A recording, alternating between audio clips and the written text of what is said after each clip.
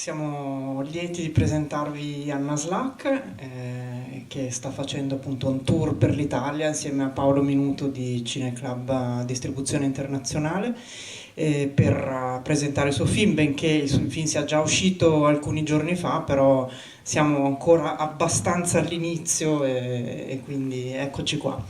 È un film molto bello, a nostro parere, molto importante perché rivela qualche cosa che era stato tenuto nascosto e si continua a tentare un po' di nascondere, che riguarda, come avete visto, la storia europea, ma anche molto ben fatto e coinvolgente, capace, insomma, credo anche di scavare non solo nelle profondità delle viscere della terra, ma anche in quelle nostre, nelle profondità delle viscere del nostro senso della memoria, che tutti, insomma, in qualche modo condividiamo. Io direi, naturalmente, se voi volete fare una domanda mi chiamate, adesso vediamo di far funzionare il radiomicrofono in qualche modo, se no dovrete parlare a voce un po' alta. Basta che alziate la mano e sì, se volete avvicinarvi, basta che alziate la mano e saremo lieti di ascoltare tutte le vostre domande. E cederei un attimo il microfono a Paolo, che è molto più bravo di me a presentare Anna. Beh, la conosci molto meglio, giusto, io ti cedo il microfono, intanto dico lei cosa ho detto. No, ma lei capisce l'italiano, per cui bisogna tradurre lei, ma lei non ha bisogno di traduzione. Sì. Buonasera, grazie Monica, grazie Paolo, grazie al Cinema Beltrade da parte del Cineclub Internazionale di Distribuzione e grazie al pubblico per essere presente anche questo sabato, insomma abbastanza numeroso, e direi che a giudicare dall'applauso che abbiamo sentito, insomma, mi pare che il film sia piaciuto anche a questo pubblico di questa proiezione.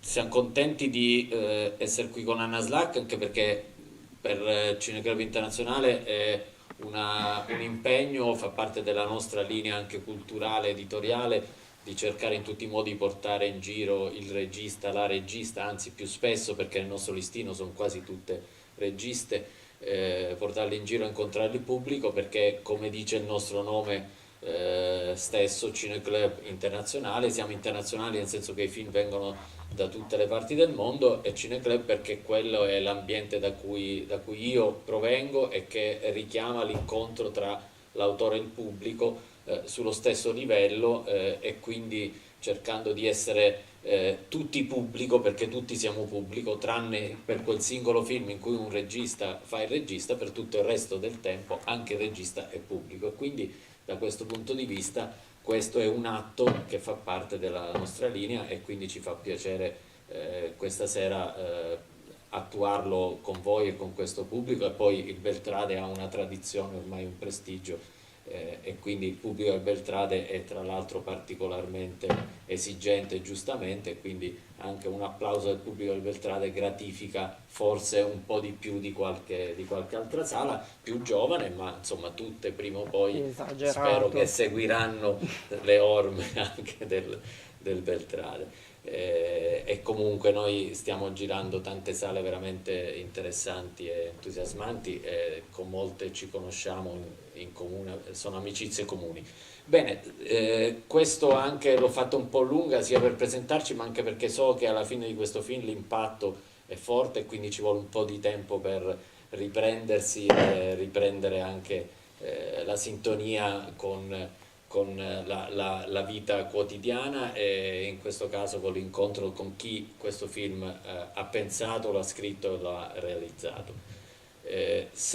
Come sentite e come vedete, Anna è slovena, capisce benissimo l'italiano, però non si sente a suo agio a parlarlo, quindi parlerà in inglese e la tradurremo, però le domande non hanno bisogno di traduzione perché le capisce direttamente in italiano. Dico domande, ma possono essere commenti, osservazioni, curiosità, naturalmente. Qualunque intervento è ben accetto e arricchisce la nostra conversazione. Quindi se qualcuno già alza la mano, se no intanto faccio fare una presentazione a Anna, magari. I think I have my... Ok. So first of all, good evening, and thank you very much for coming to see the film. Thank you for programming it. Thank you, Paolo, for bringing me and the film to Milano.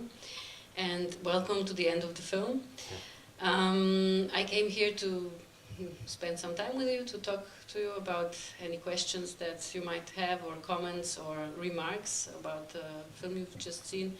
I know how difficult it is sometimes just at the end of the film to quickly reflect.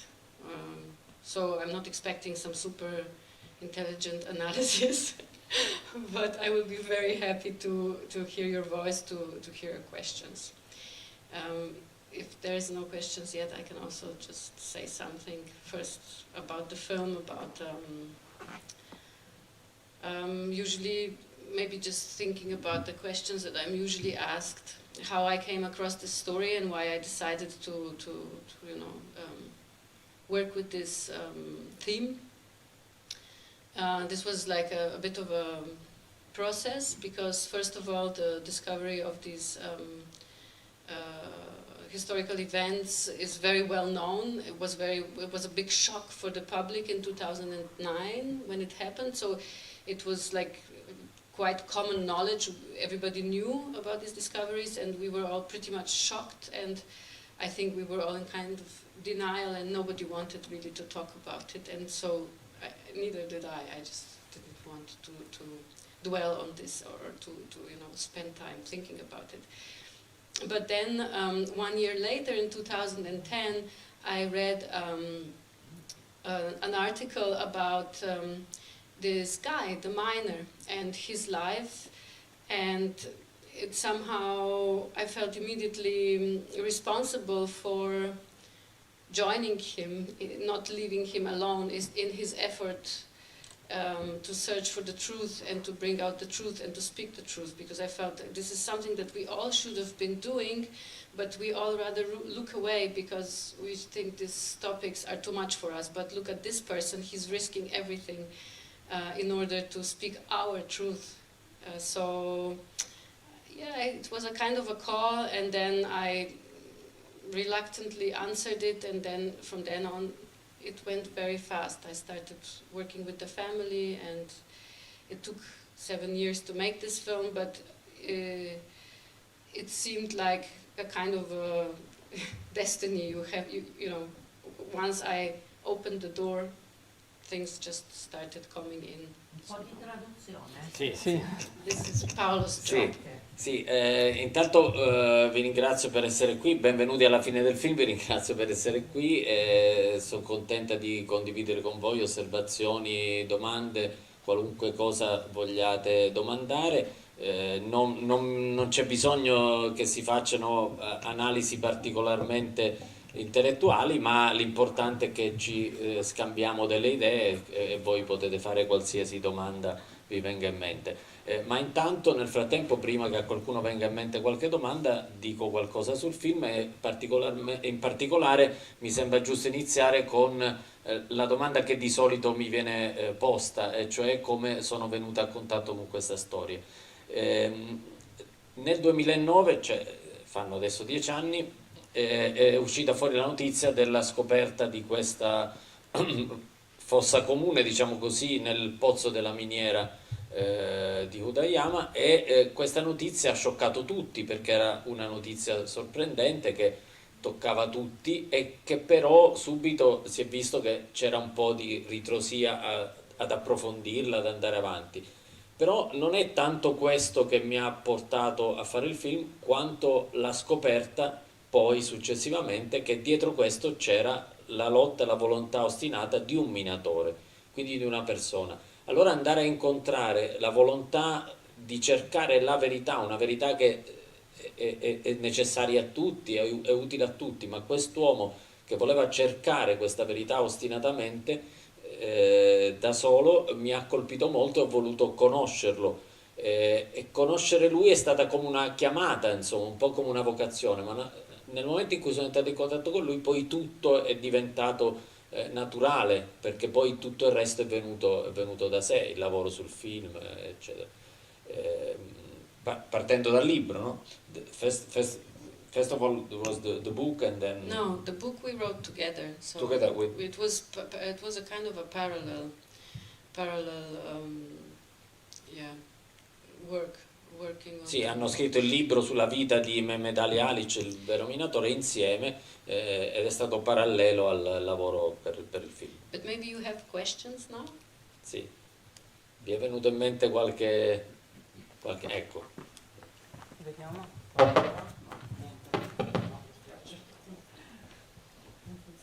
No, sì.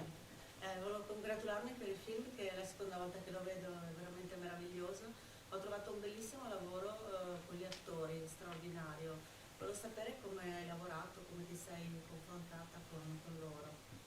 This is a filmmaker, Alessandra Pescetta, a dear colleague of mine from Milano. So if you don't know her work, please get familiar with it. She makes amazing short experimental fiction.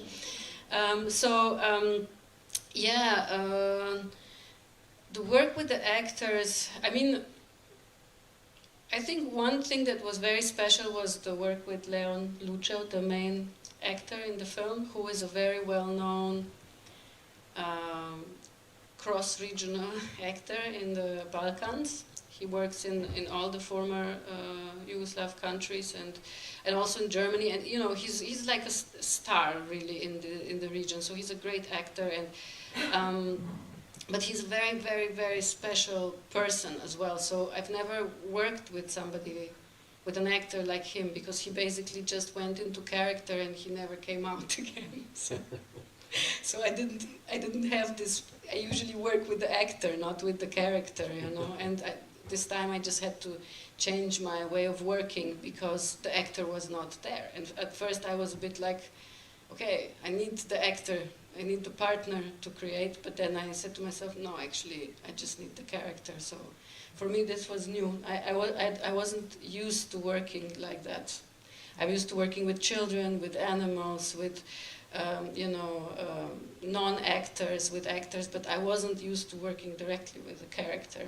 So he really surprised me in this way, but also he's like he's a very visceral actor. So he's just, the good thing was that we had the same understanding of the character, so we never disagreed about anything. So it was, in a way, he made my job very, very easy. Sì, intanto chi ha fatto la domanda è Alessandra Pescetta, che è una filmmaker con cui che conosco, insomma, con cui sono in rapporti anche professionali. Sì, Un'amica. È un'amica anche. In realtà sì, il lavoro con gli attori è stato molto interessante, e in particolare Leon Lucev, il protagonista, che interpreta il protagonista. Leon Lucev è una star nella regione, è un attore molto noto nella regione dei Balcani, ha lavorato in tutte le repubbliche ex jugoslave, ma anche in Germania, e tra l'altro io ho lavorato molto con vari tipi di attori, anche non attori, non professionisti, bambini, animali, ma è la prima volta che mi trovo ad avere a che fare con un attore che entra nel personaggio, ha la stessa mia idea del personaggio, quindi non c'è stato bisogno di discutere di niente dal punto di vista dell'interpretazione del personaggio, ma entra nel personaggio e non ci esce mai fino alla fine del film, per cui è la prima volta che mi trovavo ad avere a che fare non con l'attore ma col personaggio per tutto il tempo del lavoro. E poi l'ho trovato molto viscerale nel suo approccio alla recitazione, e quindi sicuramente un'esperienza molto molto intensa, unica fino adesso almeno, di questo tipo. Prego. Sono in tre, però la signora era la prima. Grazie, buonasera. Io premetto che non conoscevo questa storia, non ne avevo mai sentito parlare della cronaca, insomma, e mi chiedevo, ma che fine hanno fatto adesso le persone che sono state trovate nella miniera? Sono rimaste veramente nella miniera? È diventato una, com'è che la definiva? Una tomba militare. Una tomba militare, o le hanno toccate e le hanno riconosciute? Cosa è successo dopo? Yeah, so it's kind of weird that you have to speak without microphone and I get a microphone, but okay. So you know, as you see in the film, and that's also what happened in reality, the top, some top 700-800 people were first moved to another tunnel from this pit. There's like a very steep pit which connects different levels, and they were thrown in there. So then the top 700 were removed and first put in a side tunnel, and then some 2 years ago, I think, or maybe now it's 3, I don't know exactly, they were buried in a communal grave outside of the mine. So this 700-800, but none of them was identified, without identification, and the rest are still in this pit. There is no plan to do anything about it, and there is no desire to identify or research who these people were. So none of them was identified. A small part was buried in a communal grave, and the rest are still where they are. And on the mine is closed, but it's not inaccessible. I mean, you can get there, you can go there. There is a metal door, and there is a window. Like on every mine that is closed, there's like a metal door, you know. Even and then there's just like one little opening you can look inside, and on the side there is a plate which says this is a place of. It says something like this is a place of mass grave of victims of military conflict, which is not true. It was because these killings happened in August 1945, which means it was 3 months after the end of the war. So it was not part of any, you know, in these 3 months the military formations were disassembled already. So there were no military conflicts anymore in August 1945. And yeah, so basically most of the people are still there, and none has been identified. Sì, la miniera è fatta così, c'è un pozzo che collega tutti i vari livelli, dall'alto in basso, tutti i vari livelli della miniera. A livello più superficiale si sono trovati tra 700 e 800 cadaveri, e quelli sono stati spostati in un tunnel, e poi più recentemente, un paio di anni fa, sono stati seppelliti in una tomba comune, diciamo così, senza essere fuori della miniera, una fossa comune, un cimitero comune, ma non sono stati comunque identificati, quindi come resti non identificati. Al di sotto, nei livelli più bassi, si stima ci possono essere fino a 4000 cadaveri, ma non si sa, e quindi non sono stati identificati, non sono stati cercati né estratti, né c'è un piano, un progetto per cercarli.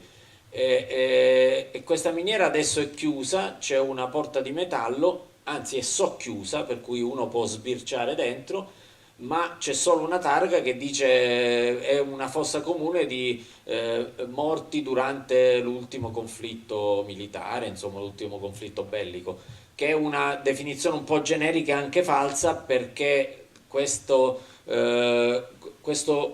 uccisione di massa risale all'agosto 1945 e la guerra era già finita da 3 mesi, per cui non può essere attribuita alla guerra, al conflitto, la morte di queste persone. Also it was an execution, it wasn't a conflict.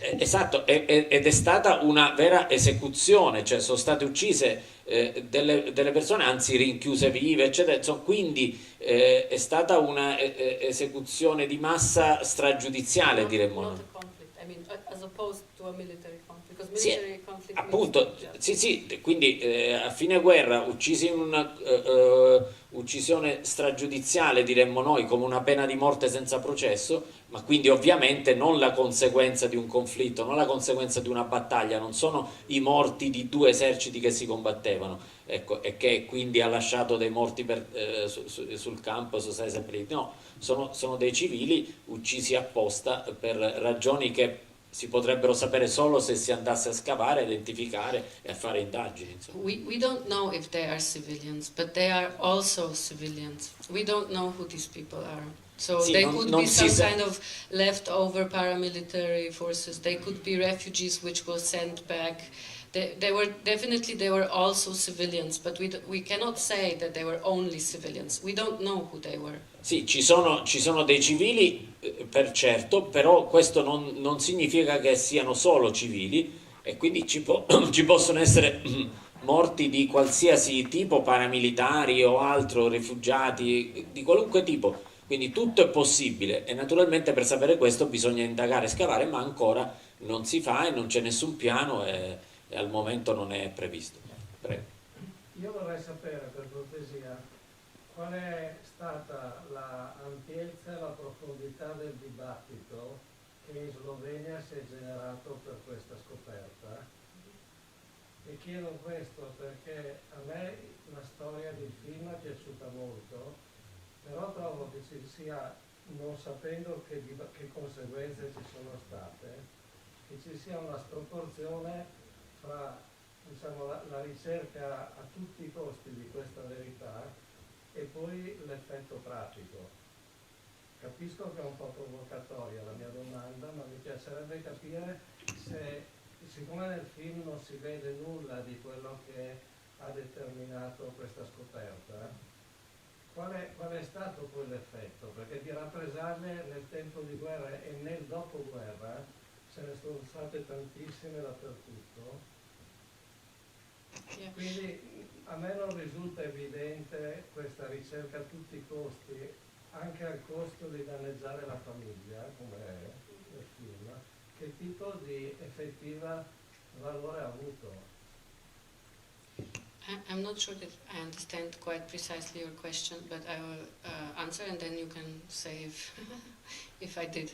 So, Why all these efforts? With which results? why the effort to discover? No, Yeah. which were the consequences of this debate which was opened in Slovenia because of this discovery? Were they big consequences or not? Because if they weren't, What do you mean by consequences? the social debate, because there is a disproportionate measure between the efforts that this man does, the consequences for his family, Yeah. and the search for this truth, Yes. which by itself is, let's say, not extraordinary, because these kind of things happened after the war in many places. Yes. So either there was a big social consequence in Slovenia, or I think this is a weakness of the story. Well, let me tell you, it's like this. You know, this is like collective trauma in Slovenia, very much, and it's the kind of, you know, it's like the way it is with a traumatic event. In the past, I think it's quite similar when it comes to an individual or collective treatment of this kind of, like, one of the things that happens is, you know, denial and kind of pushing away and trying to forget and not dealing with the traumatic event, but at the same time living with a traumatic past blocks your present and your future, so you cannot live your life fully. And I think this is true for individuals, but it's also true for collective subconscious consciousness. And I think this untold history of the post-war killings on the Slovenian territory is something that is a really, really big trauma for the Slovenian people, because I mean, we are very connected to our nature, and, you know, I think Slovenians are one of those people where everybody has their own favorite tree or rock or stream or cave or something, and then suddenly to realize that in the places where you go to play with your children and where you played as a child, that somehow you realize under the forest, when you experience the most important connection with nature and with your own humanity, that beneath lie 4,000 people who were brutally executed and basically buried alive, and there is no answers about who they are, why it happened, and why don't we bury them. Then this stays like some kind of a collective trauma in the society, and it just doesn't let you breathe, basically. And I think what happened is, after these discoveries, the human voice, and I realized that to heal my trauma, I need this voice. I need to at all be able to look at what hurt me so much, and what is it that it's in there. I need this kind of voice, because I cannot identify with the hateful voice, and I cannot identify with the victimizing voice, and this just blinds me and makes me want to look away, and makes this monster of this horrible trauma in the past even bigger. So I needed somebody to speak in a human voice, with empathy. And then I was able to look at what happened, and I thought, if I need this, then I'm not the only one. I think people need it around me as well. So I made this film. My aim was to give people this narrative, this third voice, and I wanted to make a healing film for all of us. Not a hurting film, not a harming film, not a film that makes you look at something horrible and hurts you and scratches your heart. And I didn't want to emphasize all the horrific terror that is in this mind. I didn't talk about this in this film. I could have, but I didn't want to. I wanted to talk about the ways we get out of there, how we heal ourselves, how we come to terms with our history, how we get to, even if we cannot really bury these people, how in a way we collectively bury them. And for me, like, one of these missions was, I thought, there are 4,000 people in there. If I can make this film and 4,000 people in the cinema for a moment can feel empathy for these people, then we have buried each one of them somehow. So it was also an act, a ritual of burial to make this film, in a way. I hope somehow I answered your question. Sì, dunque cercherò di tradurre tutto l'essenziale, perché ha suscitato non solo un grande dibattito, ma soprattutto è stato un grande trauma collettivo. La scoperta di questi morti, questa fossa comune, è stato un grande trauma collettivo per tutta la Slovenia. Io stesso ero a New York con la famiglia e da lì ho avuto la notizia e per 3 giorni non ne volevo sapere, non ne volevo parlare, la volevo eliminare dalla mia vita perché era talmente scioccante questa storia che il primo riflesso di tutti è stato negare, cercare di rimuovere, ma poi l'altra reazione ha suscitato una doppia narrativa su questa scoperta, cioè la narrativa della vendetta, dell'odio e la narrativa vittimista. E però per me era importante non parlare interpretando una delle due o al limite anche entrambe narrative e punti di vista di questo tipo, quindi estremi possiamo dire, ma mi interessava, avendo letto poi della storia del minatore Mehmet Ali Alic, mi interessava invece conoscere lui, ad avere questo terzo punto di vista, un punto di vista più umanista, in fondo anche più razionale e anche molto empatico, che andasse in fondo alla verità, ma che potesse anche essere curativo rispetto allo shock che questa scoperta ha fatto. E quindi anche il film voleva essere un film che non utilizzasse enfasi su elementi particolarmente cruenti o crudeli della storia, ma piuttosto che potesse essere in qualche modo curativo nei confronti degli spettatori rispetto al trauma che questa scoperta ha generato. E questo potevo farlo, ho pensato di farlo solo attraverso gli occhi e il punto di vista terzo in qualche modo di Mehmet Ali Alic. Questo in qualche modo mi ha consentito di raccontare come si esce fuori dal buio e come si porta alla luce rispetto a un fatto del genere. There is also the personal story of Mehmet Ali in this story. Well, you know, that's another motivation for me to make this film. Sorry, I forget. Il film voleva essere anche un tentativo di chiudere almeno temporaneamente questa storia con un atto rituale di sepoltura, perché quello che manca a questi corpi, a queste persone, è proprio la sepoltura. Manca a noi, no? We need a burial. Sì, manca a they noi. They're dead, they don't need anything. Sì, but no, we certo, need manca a loro nel senso you know, rispetto ai parenti che hanno, insomma, yes, in questo of course, senso. to the living, for the living. Esatto, perché tutte queste persone hanno sicuramente dei parenti, come si dice anche nel film, che li stanno cercando.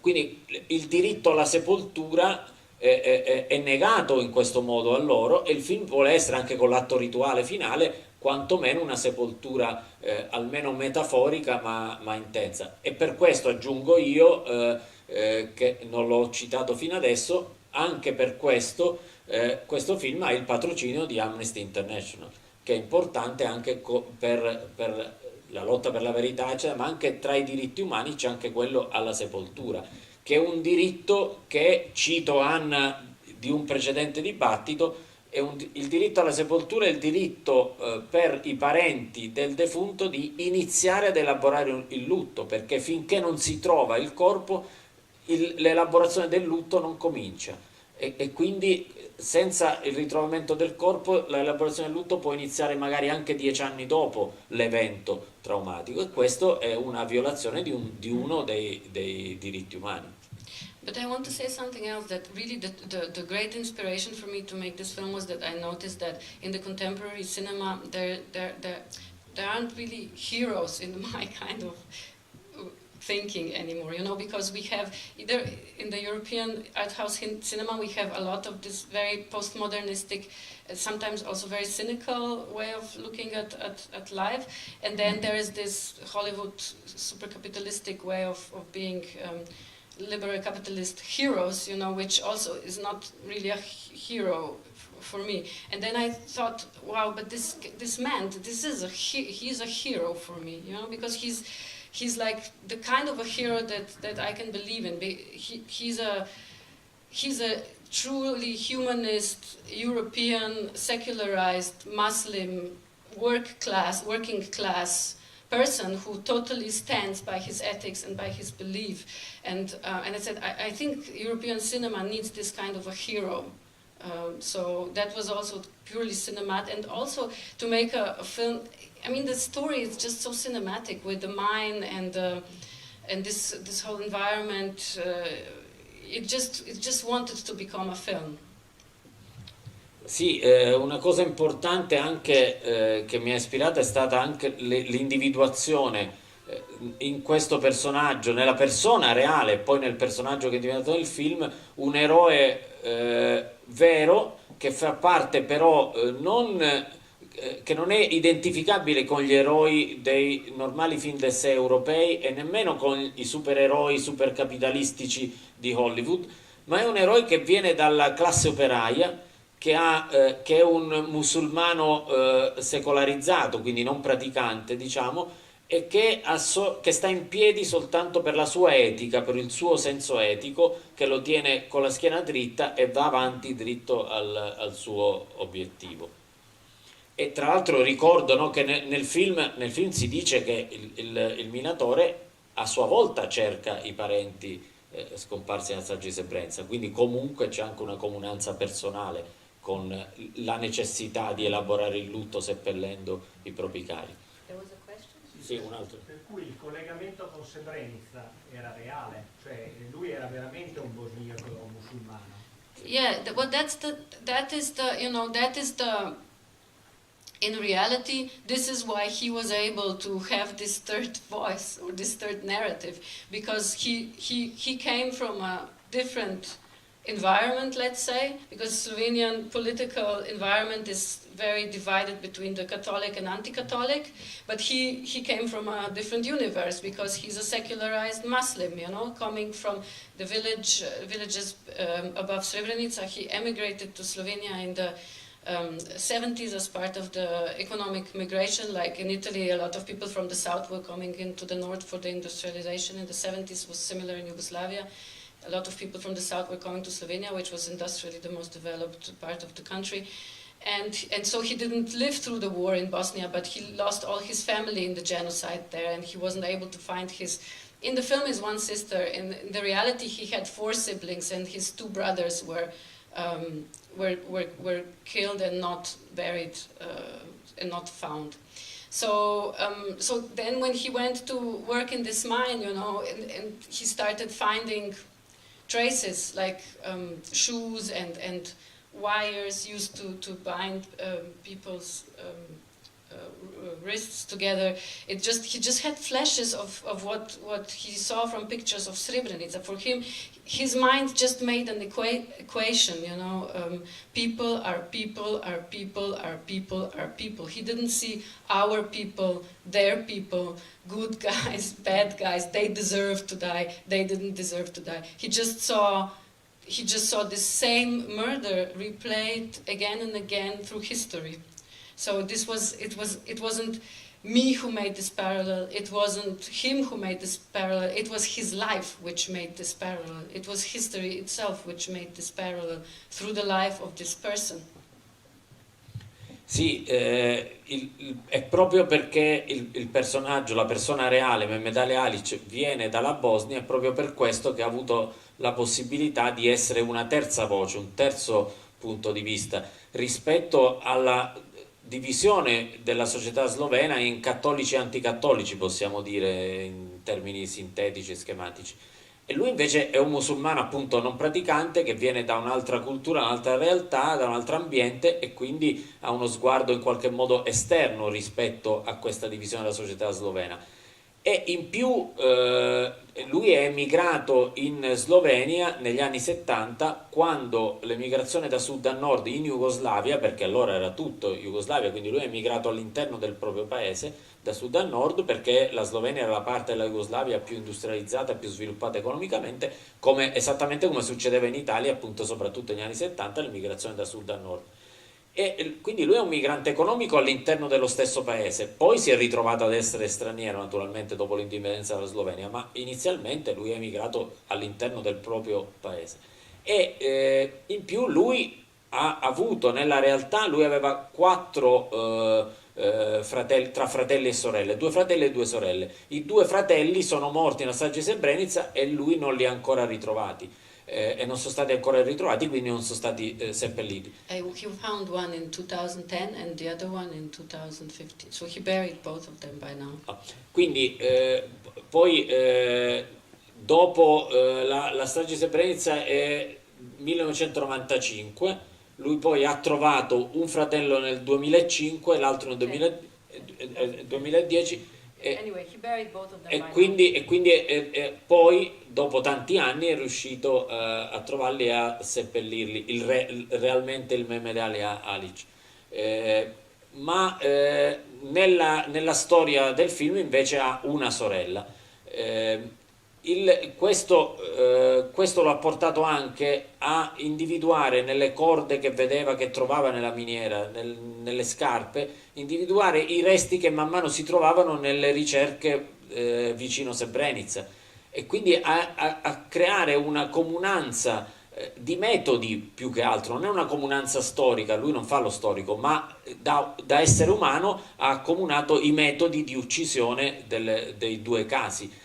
E in questo modo lui ha cercato ogni persona, ha immaginato, ha voluto cercare ogni persona in quanto persona, cioè non faceva la differenza che voi avete sentito anche all'inizio del film, la nostra gente, la vostra gente, no, sono persone, basta, non sono di una parte o dell'altra. E soprattutto non so chi sono, non so se sono criminali o persone per bene, ma non importa, li devo trovare perché tutti hanno diritto a una sepoltura, a prescindere da cosa hanno fatto, anche perché io che li cerco non lo so. C'era prima un'altra mano alzata? No. Io eccola. okay. No, semplicemente dunque, intanto non mi sembra sia stato risposto esaustivamente alla domanda precedente sulle conseguenze nella società, nel dibattito sociale e politico. Ma a parte questo... No, ma questo era quando lei ha detto sì, nel dibattito politico c'è stato un trauma collettivo. Sì, cioè tutti... dopo il trauma sì. signore precedenti, chiedeva se c'era un dibattito, se c'era un'evoluzione politica. C'è stato il dibattito, ma la conseguenza è è stata di nascondere. Volevo chiedere io, era se lei aveva, la regista, aveva trovato delle resistenze a portare avanti la sua tematica, come le ha trovate il Minatore a portare alla luce la realtà. E poi all'interno di queste resistenze che ha trovato il Minatore, perché il comportamento della polizia di allora era così ostile? So, unlike the miner, I had a big, for me it was much easier because I live in Germany. I don't live in Slovenia. So this, in a way, also allowed me to have an external look like he did. But also it made it easier because there wasn't a political pressure at all to deal with these themes, but there was a social pressure. And I think if I lived in Slovenia and if I faced the possibility that my children go to school and their colleagues say, "Why is your mother making this film, you stupid child," and something, I wouldn't have the courage to do it, because I would feel like, no, it's too much. But since I lived in Germany and we were pretty far away from any kind of social pressure, I didn't feel any pressure at all. But I know that even like 1 month before the shooting started, there were some members of the crew who cancelled cooperation and apologized, but they said that the social pressure is too big and they just don't want to be associated with this topic. Although it was clear that the kind of film we want to make is neither left-wing, revengeful kind of narrative, nor right-wing, victimizing kind of narrative, but it's trying to really reconciliate us all in empathy. But alone being associated with the topic was seen as something not appropriate, and there was huge social pressure. So I'm very grateful for everybody who did work on the film and stayed, and especially to Boris Kavaca, who is a very, very respected Slovenian actor with a strong anti-fascist family background, and that he was willing to take this role of a person who first seems to be the orphan from the good side, and then turns out that he's the orphan from the bad side. And for us, this was an equation saying war orphan is a war orphan is a war orphan is a war orphan, And it was a great honor and a great encouragement that he wanted to be part of this film, and he felt it's very important to make it. So for me, to answer your question simply, I didn't feel any social pressure. I didn't feel any pressure at all. I just had a lot of encouragement, but that's also due to the fact that I don't live in Slovenia, I live in Germany, so I was kind of safe. Grazie per la risposta. Sì, dunque per quanto riguarda le difficoltà nel girare questo film, io non ne ho avute, cioè per me è stato molto più facile che per il Minatore, perché io vivo in Germania e non vivo in Slovenia, e quindi per me era più semplice arrivare dall'esterno rispetto all'attualità del dibattito anche. Però devo dire non ci sono state pressioni politiche, ma piuttosto pressioni sociali abbastanza forti, che probabilmente se vivessi in Slovenia avrei sentito e avvertito quotidianamente, ma in effetti un mese prima dell'inizio delle riprese alcuni di quelli che dovevano collaborare al film hanno deciso di lasciare proprio in conseguenza di queste pressioni sociali. E quindi da questo punto di vista sono molto grato a chi ha collaborato al film e ha portato fino alla fine il film. Devo dire effettivamente che nel dibattito si sono radicalizzate le due posizioni, quella in qualche modo vendicativa da parte della sinistra, quella vittimista da parte della destra, e però non c'è stato nessun tentativo invece di conciliare le posizioni. E tra l'altro sono molto grata a Boris Kavaca, che ha interpretato l'orfano di guerra, che inizialmente doveva essere l'orfano di quelli della parte buona, ma che poi ha deciso di interpretare... No, you misunderstood. So in the beginning of the film, he tells one story, you know, and then he tells another story. So he tells his life story twice. And first he tells it as if he was part of the partisan movement as a child, and then it turns out he was probably child of one of the people who were shot and eliminated, so he was from the other side. But the idea is that by the time he tells the second story, you already develop empathy for him, and that you know, that his role is our equation for saying a war orphan is a war orphan is a war orphan is a war orphan. It doesn't matter from which side this war orphan comes. Sì, allora questo passaggio dalla parte dall'orfano dei buoni all'orfano dei cattivi è tutto nel film, non nel progetto iniziale. È tutto nel film in cui lui racconta varie versioni, in cui si presenta come orfano della parte tra virgolette buona, orfano della parte tra virgolette cattiva. Ma la cosa importante è che Boris Cavazza, essendo un attore molto rispettato in Slovenia e soprattutto figlio di veri antifascisti, ha interpretato questo ruolo e ha dato forza all'idea che l'orfano di guerra è orfano di guerra, non importa di chi sia figlio. Ecco, questo è importante, e l'aiuto di Boris Cavazza con la sua storia e con la sua interpretazione, la sua rispettabilità è stato molto importante per il film, per quello che voleva dire il film. Io ho una domanda, l'uscita del film in Slovenia ha provocato qualche reazione nuova, diversa rispetto alle precedenti reazioni? Yes, actually this was my greatest reward, that I saw that the film actually, I mean, it's not just the film, because actually this effort to start a third narrative in the public, you know, an empathic narrative, was an effort that took a lot of time, and we were three people basically pushing this. There was the miner himself, the reporter who initially wrote his story and who then became part of my research team, and we worked together, and myself. So we were at the same time working together on Mehmet Ali's autobiography and rewriting, like ghostwriting it for him and so on, and then having it published, and it was published. So that was the first time that, you know, nobody wanted to publish it at first, and then it came out in the middle of the summer. It's like worst time for this kind of books. It became immediately a bestseller, and by autumn it had to be republished because it was sold out. So people really needed this. And then my colleague, the reporter, was publishing articles continuously, just pushing his editors in the newspaper. And I was working on the film, and so the film, when the film came out, it was like the end of this huge efforts that we were doing for 7 years. And in fact, this effort paid off. It did introduce a third voice, and it did give to this majority, silent majority of people who could not identify with any of these precedent voices, it gave them a possibility to deal with this historic truth, basically. And also it was something that I saw at the screenings of the film, that there was the feeling when I spoke to the public after the film, was two most strongest emotions among the public were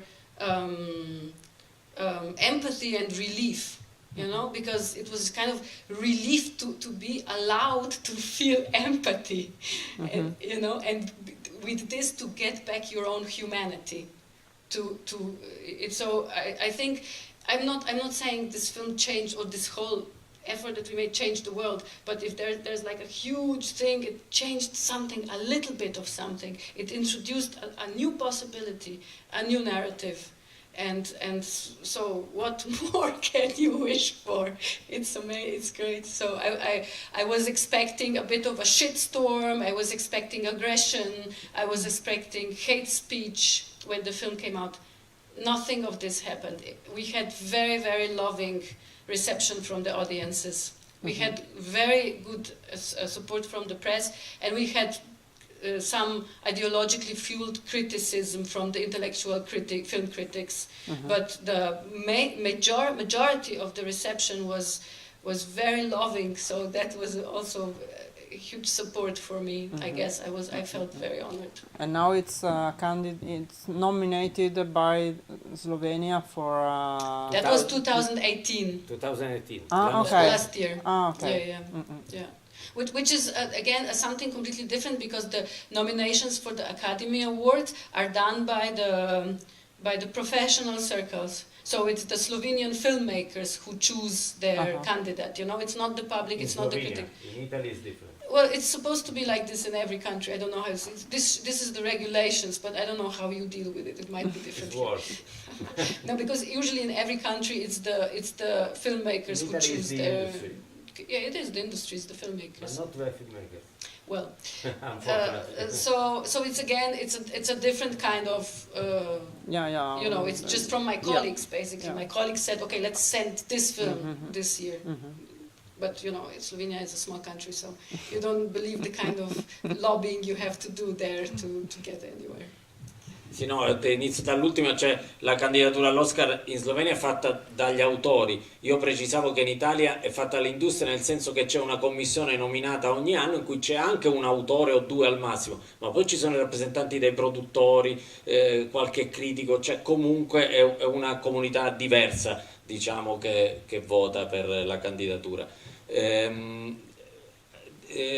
Dunque, ha spiegato che l'uscita del film è stata la fine di un processo che è partito dal rapporto con il giornalista che ha parlato di questi fatti e che l'ha aiutata poi, e lei ha lavorato con Mehmet Ali Alic per scrivere il libro sulla sua vita, e già la pubblicazione di questo libro è stata difficile perché nessuno voleva pubblicare. Alla fine, quando si è riuscito a pubblicarlo, è stato fatto uscire durante l'estate, quindi in un momento in cui è molto difficile far parlare di un libro in uscita in generale, ancora di più in questo. Invece è stato subito un bestseller e si è dovuto fare subito una seconda edizione. Questo ha dimostrato che c'era bisogno nella società slovena comunque di parlare, di leggere, di informarsi su questi fatti, su queste storie. Alla fine è venuto fuori il film e il pubblico, secondo la mia analisi, il pubblico ha sentito una sorta di sollievo per avere il permesso di provare empatia per i personaggi e per il personaggio, per chi vedeva sullo schermo. E questa è stata la parte finale del processo e quindi è stato molto positivo. In più la reazione critica, la reazione della stampa, tranne qualche intervento super ideologico, comunque è stata positiva. Ci sono stati gli interventi ideologici di una parte e dell'altra, ma al netto di questi, che in qualche modo si neutralizzano, c'è stata una reazione positiva sia dalla critica che della stampa in generale. Senta, io non volevo fare domande, volevo dire che il film a me è molto piaciuto. Ho trovato molto bella questa famiglia, una famiglia solida, una famiglia in cui c'era molto amore, questa persona molto retta, onesta, apprezzata dai suoi colleghi, mi è piaciuta molto. E alla fine questo scoprire che questa persona era sua sorella, che aveva probabilmente molto amato. Forse la sorella concentra la presenza anche dei fratelli, di tutta la tragedia che lui ha vissuto. Mi è piaciuto anche perché alla fine lui ha perso il posto di lavoro, quindi un momento brutto, però la moglie ha detto ho cercato un altro posto di lavoro, e quindi comunque si capisce, io intuisco o voglio intuire che superano anche questo momento negativo. Quindi a me è piaciuto, io l'ho trovato bello, un film che secondo me poi si riscopre ripensandoci, le varie livelli di lettura. Yeah. Per cui brava. Thank you.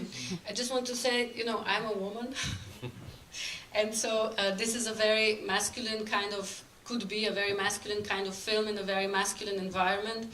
But since I'm a woman and I'm also a mother and I'm also a sister and I'm also a daughter, and I know how women are also part of all these masculine stories and world and so on. So for me, when I was writing the film, it was really important to show that there's no man without women, you know.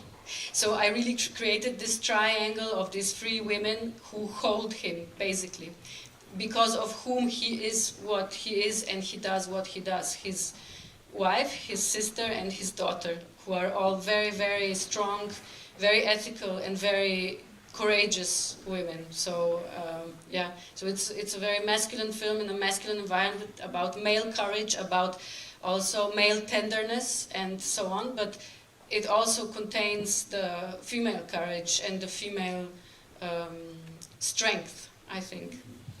Sì, in effetti, intanto grazie per i complimenti, in effetti questa è una storia che si presentava come una storia tipicamente maschile in un ambiente tipicamente maschile, ma io sono una donna, sono una figlia, sono una sorella, sono una mamma, e quindi per questo ho voluto inserire, scrivendo il film, il ruolo delle donne che sono sempre accanto a un uomo, e in particolare ho creato un triangolo, la sorella, la mamma e la figlia, che sorreggono il lavoro e lo sforzo, l'attività di... My research, I noticed it, you know, because it's not, I didn't invent it, it was there. But since I was a woman, I would also go to the kitchen with the wife and talk to her about her life.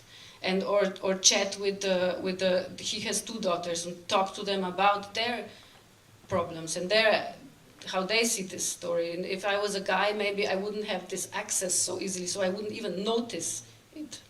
Sì, questo che ha raccontato e che ha messo nella sceneggiatura non è inventato, ma è trovato nelle ricerche che ha fatto, parlando, avendo accesso da donna al colloquio con le donne reali della vita anche di Medalia, e quindi viene dalla realtà e dall'osservazione anche reale della sua vera vita e della sua vera famiglia. Nel film compare una scena di una manifestazione con scontri eccetera, fa pensare a dei contrasti sociali di cui in Italia si sa poco per quanto riguarda la Slovenia. Ma la manifestazione contro i licenziamenti, dice lei? Sì, quella che appare nel film. Se si può brevemente dire qualcosa. Well, there was a big wave of protests actually in this more or less the same period in 2009 against basically the corruption on the economical level, you know, political economical level, and the deconstruction of the industrial backbone of the I think you have similar problems in Italy actually. Yes, because the international crisis born with the Lehman Brothers and then so on. What happened? Yeah, but not only this, but also because, you know, there was one slogan during the demonstrations that I like very much, which was, "We fought for democracy, you gave us capitalism." You know, which is like, you know, in Yugoslavia there was this kind of, we had on a political level there was a totalitarian communist regime, socialist, but on the economical level we had probably the most democratic. It was called self-management, you know. So the workers were basically managing the factories themselves. It was called self-management. So it was a democratic way to run economy.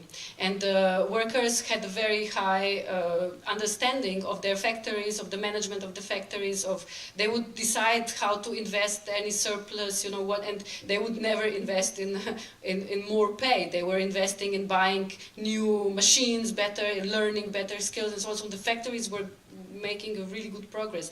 Then capitalism came and everything was just sold out, everybody was made redundant, and the economy just went down. And so there was like a huge wave of dissatisfaction growing and growing and growing, and then it broke up. And I don't know, I have some kind of, maybe because I was raised in a socialist country, I have a kind of, or maybe because of my really good experience. I come from a family of artists and, you know, bohemians, but I have such a wonderful experience always with the working class as a child, and I have a big sentiment for the culture, the political culture and ethical culture of the working class. And I think it's, you know, I don't know, I think this is kind of a bit of an artificial statement of my own in the film, everything that is going on with these demonstrations. But I guess at this moment it was kind of necessary for me to say this is not a single case of one worker being kind of abused it's going on many levels in many different ways, and there are many stories of courage and persistence and survival among these people. Sì, quello che succede in quegli anni, il 2009 in particolare, c'è stata una grande ondata di proteste sociali, di dimostrazioni, di ribellioni in Slovenia, ma credo in tutta Europa. Io in quel momento ho citato la crisi internazionale nata da Lehman Brothers, ma poi è diventata la crisi finanziaria che tutti abbiamo conosciuto, in questo senso c'è stata dovunque. Però lei dice in Slovenia c'è in particolare il fatto che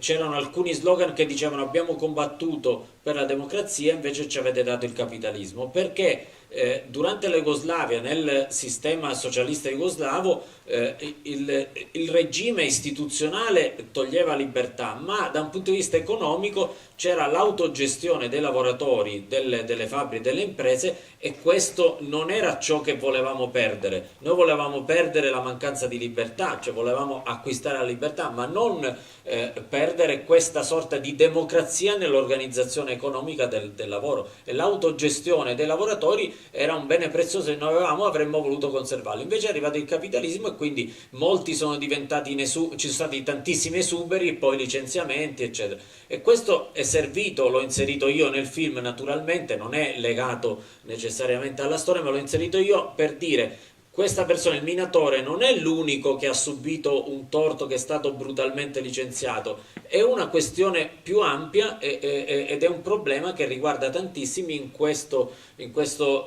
crisi economica, che è dovuta anche alla brutalità del capitalismo, almeno come è applicato in Slovenia e in Europa, insomma. Va bene, credo che... Ah, prego. C'è ancora una domanda, Prego. lasciamogliela A questo fare. punto... Io volevo ricollegarmi a quello che avevi detto prima in realtà sul femminismo, e niente, secondo me si nota il fatto che tu sia una donna e che ti sia posto delle domande anche sulle donne che sono state a fianco, ci sono state in questo film, quindi grazie. E poi volevo dirti anche che secondo me c'è appunto in questo sguardo femminile una poetica diversa che ha reso in qualche modo meno enfatizzato tutto questo dolore alla fine, e quindi brava, mi è piaciuto molto. Grazie veramente. Grazie a tutti. Grazie a tutti, anche a quelli che sono già andati via, grazie a tutti voi, magari spargete la voce, così nelle prossime programmazioni altri verranno a vederlo. Grazie. E grazie al Cinema Beltrade, naturalmente. Grazie a te e a Anna.